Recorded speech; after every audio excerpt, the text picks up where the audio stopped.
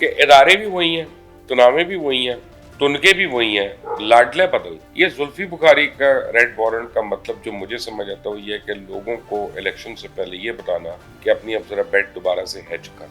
یہ کسی کی کوئی چیز کے اوپر غلط کیپشنز لگا کے ہیڈنگز لگا کے اس کو ایسے وائرل کرتے ہیں جیسے کھوتے کا سر ہوتا ہے۔ اس کو تو بہت پہلے جیل میں ہونا چاہیے تھا۔ میں تو کب سے کہہ رہا تھا کہ یہ صدر پاکستان نہیں ہے، اس کی خواہش جو ہے وہ پی ٹی آئی کا صدر بننے کی ہے۔ تو ان کی منافقت سے ہی تو میں ان کے خلاف ہوں۔ جب آپ بے شرم ہو جاتے ہیں، جب آپ بے حس ہو جاتے ہیں، بوٹ چاٹنے کے الٹیمیٹ آپ ماہر ہو جاتے ہیں تو پھر ملک ڈوبتے ہیں۔ میں تو سمجھ رہا ہوں، بڑے عرصے سے میں کہہ رہا ہوں یہ ملک ڈوب رہا ہے اور ہم اس نیرو کی طرح ہے کہ جو بیٹھ کے بانسری بجا رہا تھا۔ السلام علیکم ناظرین، آپ دیکھ رہے ہیں مبشر لقمان یوٹیوب چینل۔ میں ہوں مہوش تبسم۔ ناظرین، خان صاحب کے جو قریبی ساتھی ہیں زلفی بخاری صاحب، ان کے ریڈ وارنٹ جاری کرنے کا فیصلہ ہوا ہے۔ سر، انٹرپول کے ذریعے ان کو پاکستان لانے کی منظوری بھی دی جا رہی ہے، تو سر وہ تو برٹش نیشنل ہیں، تو پھر کیسے عمل ہوگا اس پر؟ ماوش، پہلی بات یہ ہے کہ ہم لوگ روز نئے نئے تجزیے اور نئے نئے خیالات کرتے رہتے ہیں، اور جو ہم سے یہ کروا رہے ہوتے ہیں وہ خوش ہیں ان چکروں میں۔ لیکن پہلے ایک حقیقت میں آپ کو بتا دوں کہ ادارے بھی وہی ہیں، تنامے بھی وہی ہیں، تنکے بھی وہی ہیں، لاڈلے بدلتے ہیں۔ ٹھیک ہے نا؟ کل تک آپ سمجھیں کہ میاں نوازی کا پاسپورٹ بھی کینسل ہو گیا تھا، ان کو اشتہاری بھی ڈکلیئر کر دیا تھا۔ اس سے پہلے آپ یاد کریں اسحاق ڈار اشتہاری بھی نہیں ہو گئے تھے، اسحاق ڈار کے گھر بھی بک گئے تھے، نیلامی بھی ہو گئی تھی، سب کچھ ہو گیا تھا، وہ واپس بھی آ گئے، وہ کیسز بھی غلط ثابت ہوئے، وہ چلے گئے، وہ گھر بھی مل گئے، وہ سب کچھ مل گئے، اکاؤنٹ بھی کھل گئے، میاں صاحب بھی خوش ہو گئے۔ بیسیکلی زلفی بخاری کو ریڈ وارنٹ ایشو کرنے کا کوئی مطلب نہیں ہے، جو میں آپ کو سمجھانے کی کوشش کر رہا ہوں۔ سمجھانے کی کوشش یہ ہے کہ جتنے سٹیک ہولڈرز ان کو بتایا جائے کہ جو ابھی تک پی ٹی آئی سے کو امیدیں لگا کے جڑے ہوئے ہیں کہ یار ہمیں ان کا کوئی فائدہ ہو جائے گا الیکشن میں، کہ اب پی ٹی آئی ہمارا لاڈلا گھوڑا نہیں ہے، تم اسے دور ہو جاؤ۔ ورنہ اس سے پہلے مونے سلائی باہر ہے، تو مونے سلائی تو جہاز بھر کے کتنے پتہ نہیں $100 ملین لے کے گیا تھا، اس کا ریڈ وارنٹ ایشو کر دیتے۔ فرا گوگی باہر ہے، عادل راجہ باہر ہے، وہ جو ہے حیدر میدی باہر ہے، اور کتنا کتنا بول رہے ہیں، لیکن ان کے ریڈ وارنٹ تو نہیں ایشو ہوئے۔ یہ زلفی بخاری کا ریڈ وارنٹ کا مطلب جو مجھے سمجھ آتا ہے یہ ہے کہ لوگوں کو الیکشن سے پہلے یہ بتانا کہ اپنی اب ذرا بیٹ دوبارہ سے ہیج کر لو اور صحیح کر لو، اور یہ ہے کہ مستقبل قریب میں نہ کوئی ڈیل ہے، نہ کوئی ڈھیل ہے، اور نہ کوئی مفاہمت ہے تمہارے ساتھ۔ مجھے تو یہ نظر آ رہا ہے، باقی بیکار کی باتیں ہیں۔ سر، میاں صاحب جو ہیں وہ مری سے چھانگلا گلی پہنچے ہیں، شمالی علاقہ جات کی سیر ہو رہی ہے، اور سنا ہے کہ سیاسی گہما گہمی میں کوئی غیر سیاسی ملاقاتیں بھی جاری ہیں۔ سر، آپ کے پاس ہیں ایسی کوئی خبریں؟ ان کی اصل میں تو دیکھیں نا آپ، یہ کہ تھک گئے تھے 4 سال محنت کر کر کے، 4 سال ایون فیلڈ میں تھے، وہاں پہ کچھ نہیں کر سکے، تھک گئے تھے، تبھی آ کے وہ حشاش بشاش ہونے کے لیے نکلے ہوئے گلیات میں، مری میں۔ پی ایم کا پروٹوکول مل رہا ہے، سرکاری گھر ان کو مل رہے ہیں، سارے ریسٹ ہاؤسز ان کے لیے ہیں۔ اب تو انہوں نے اپنی قانونی ٹیم کے ساتھ بھی میٹنگ منسوخ کر دی، ان کو پتہ ہے کہ کیا ہونا ہے کل اور پرسوں، اور ظاہری بات ہے غیر سرکاری ملاقاتوں پہ ہی انٹرسٹ ہونا ہے نا ان کو، یا غیر سیاسی ملاقاتوں پہ ہی انٹرسٹ ہونا ہے، کیونکہ جو میاں صاحب آئے ہیں، اب آپ دیکھیں 1 نہیں، 2 نہیں، 3 نہیں، 4 نہیں، ہر چیز ان کی مرضی کے مطابق ہو رہی ہے۔ تو وہ کیا ہے، وہ نصرت فتح علی خان نے غزل گائی تھی نا، وہ کوئی تو ہے جو نظام ہستی چلا رہا ہے، تو اس نے تو اوپر والے کے لیے گائی تھی۔ آپ بھی میری بات سے سمجھ جائیں۔ سر، تحریک انصاف نے 870 ملین روپے جو ہیں وہ سوشل میڈیا پر خرچ کیے اور ریاست کے خلاف پورا ایک پروپیگنڈا ہوا، لیکن ابھی وہ یہ وضاحت دے رہے ہیں کہ وہ ملک اور قوم کی خدمت تھی۔ تو سر، یہ کیسی خدمت تھی؟ دیکھو اپنا ماوش، مجھے نا آج بھی 2 لوگ پوچھ رہے تھے، کیونکہ تحریک انصاف والوں کا ایک بڑا کمال ہے سوشل میڈیا پہ، یہ کسی کی کوئی چیز کے اوپر غلط کیپشنز لگا کے ہیڈنگز لگا کے اس کو ایسے وائرل کرتے ہیں جیسے کھوتے کا سر ہوتا ہے۔ میری ایک کلپ بنا کے اپنا پوری ویڈیو میں سے ایک کو 40 سیکنڈ کی کلپ نکال کے اوپر کیپشن یہ دیا ہوا کہ مبشر لقمان عمران خان کی حمایت میں بول چکا۔ فائنلی اور اس کو چلائی جا رہی کہ ٹھیک ہے. مجھے تو اتنا اگر ان کو میری حمایت سے تحریک انصاف کو فائدہ ہوتا ہے تو بسم اللہ, اور اگر ان کو کسی اور کو فائدہ ہوتا ہے تو بسم اللہ بھائی, چلا لو تم اپنا کہہ کے. لیکن تحریک انصاف کے یہی کرتوت تھے معاوض جس کی وجہ سے میں نے تو ان کو پاور میں چھوڑا تھا کہ جب وہ حکومت کر رہے تھے اور ان کو 1.5-2 سال ہوا تھا حکومت کرتے, میں تو تب سے ان کے سے دور ہوا تھا. اور اس کے بعد بھی میں لوگوں کو صرف یہی بتا رہا تھا کہ ان کے لچھن وہی ہیں, شاید کچھ زیادہ ہی خراب ہے. اب سوال یہ پیدا ہوتا ہے کہ ہم اصل میں پرسنالٹیز کے اندر آ کے پھنس گئے کہ ایک طرف نواز شریف ہے, ایک طرف عمران خان ہے, ایک طرف آصف زرداری, ایک طرف فضل الرحمان ہے, ایک طرف الطاف حسین ہے, ایک طرف عطاء اللہ مینگل ہے, ایک طرف ANP ہے, اسفندیار ولی ہیں. ہم پرسنالٹیز کے اندر پھنسے. ورنہ آپ دیکھیں کہ تحریک انصاف کے زمانے میں ہر وہ کام ہوا ہے جس کو وہ خود زبانی طور پہ غلط کہتے رہے. جس بات کو تحریک انصاف نے غلط کہا اس کو ہر حال میں انہوں نے کیا. یعنی منافقت کی سب سے بڑی مثال جو ہے اور اعلیٰ ترین مثال جو ہے وہ تحریک انصاف ہے. تو میں کیا کہوں اب ان کے اوپر. سر, صدر علوی صاحب جو ہیں وہ بہت عرصے کے بعد ٹی وی پر جلوہ گر ہوئے. وہ کہتے ہیں کہ خان صاحب میرے لیڈر ہیں آج بھی, اور اگر میں ایوان صدر میں نہ ہوتا تو جیل میں ہوتا. کیا کہیں گے سر؟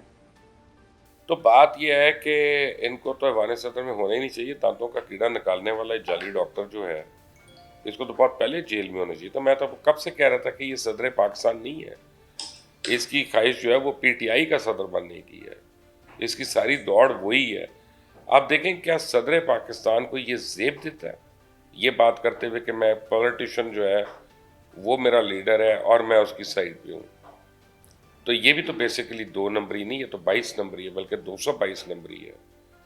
تو ایک گھٹیا آدمی ہے یہ, اور یہ جھوٹ بولتا ہے. کبھی یہ کہتا ہے کہ جی مجھے یہ ایکٹ ملا, میں نے اس کو سائن نہیں کرنا تھا, پتہ نہیں کس نے سائن کر کے بھیج دیا, میرے جعلی سائن تھے, مجھے نہیں پتا, یہ نہیں وہ نہیں. ویسے کتنا معصوم بنتا ہے. لیکن ایکچولی یہی ہے ان کے دوگلے پنے اور جھوٹ اور منافقت ہے معاوض. کیونکہ میں ان کو بہت قریب سے جانتا ہوں. ان لوگوں کو میں کم لوگوں کو اتنی قریب سے جانتا ہوں جتنا میں تحریک انصاف کے چند ایک لوگوں کو جانتا ہوں. تو ان کی منافقت سے ہی تو میں ان کے خلاف ہوں, اور کس وجہ سے ہوں. مجھے کون سا نواز شریف نے کوئی فائدہ پہنچا دیا ہے, یا آصف زرداری نے مجھے کوئی سوئٹس اکاؤنٹ میں ایکسس دے دی ہے؟ کسی نے کچھ نہیں, نہ چاہیے الحمدللہ, نہ دیا. ان سے امید تھی کہ یہ پاکستان کو ٹھیک کریں گے, ہمارے لیے کریں گے, ہماری نسلوں کے لیے کریں گے. انہوں نے تو بہتی گنگا میں لوگ ہاتھ دھوتے ہیں, یہ تو خود گند میں لوٹ کے اس میں نہاتے رہے ہیں پورا. یہ تو کیا غلیظ لوگ ہیں. سر, عارف علوی صاحب کہتے ہیں کہ مجھے جنوری میں الیکشنز ہوتے نظر نہیں آ رہے. آپ کو آ رہے ہیں سر نظر؟ یہ ٹھیک ہے, جب نون لیگ کرے گی نا الیکشن کی کیمپین تب میں مان لوں گا کہ الیکشن ہو رہا ہے. ابھی تک آفیشلی نون لیگ نے الیکشن کی کیمپین نہیں کی. میاں صاحب بھی ٹھنڈے ہو کے بیٹھ گئے. آپ دیکھیں وہ جب پاکستان سے باہر تھے احتساب کی باتیں کرتے تھے, گرما دینے والی تقریریں کرتے تھے, اور نام لیتے تھے اور کہتے تھے اس کو نہیں چھوڑنا, اس کو نہیں چھوڑنا, اس کو نہیں چھوڑنا. تو جب سے وہ آئے ہیں وہ تب سے مفاہمت کی باتیں کر رہی ہیں کہ ہم نے مل جل کر آگے چلنا ہے, ہم نے پاکستان کو آگے لے کے چلنا ہے, ہم نے کشکول توڑنا ہے.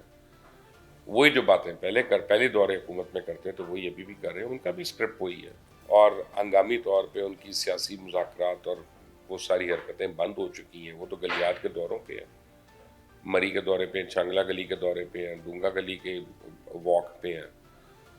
ان کو کچھ چلتی نہیں ہے. تو اب بھی مجھے ماحول اس دن نظر آئے گا جس دن PMLN کہ میں الیکشن آفسز دیکھوں گا, پھر میں مانوں گا الیکشن ہو رہا ہے.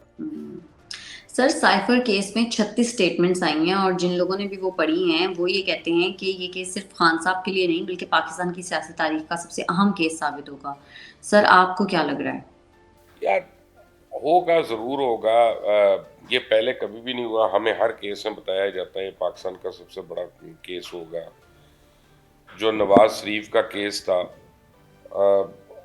اس میں بھی آپ یاد کریں کہ سپریم کورٹ میں والیوم 10 جو ہے وہ آج تک بند ہی ہے, اس کو کسی نے کھولا ہی نہیں ہے. میں یاد کرا رہا ہوں تو اب شاید لوگوں کو یاد آ جائے کہ یار والیوم 10 کیوں نہیں کھولا تھا. اور नवाज शरीफ के वकील ने रिक्वेस्ट की थी ना, तो यहाँ पे हमें हकायक तो कभी पता चलते नहीं है महावेश।